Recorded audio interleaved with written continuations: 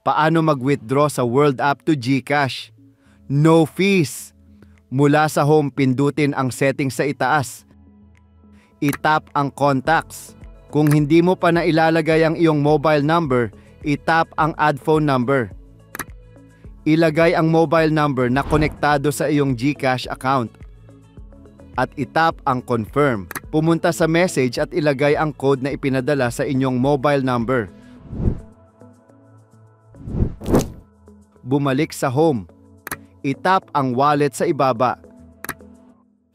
I-tap ang send. Pindutin ang WorldCoin. Sa search bar, i-type ang 1GCash PH. Siguraduhin tama at may verified badge ang 1GCash PH. At i-tap ang 1GCash PH. Mag-enter ng amount ng gustong i-withdraw o pindutin ang maximum. At i-tap ang continue. Maghintay saglit hanggang matapos ang processing. Pindutin ang confirm send. Maghintay saglit. I-tap ang done.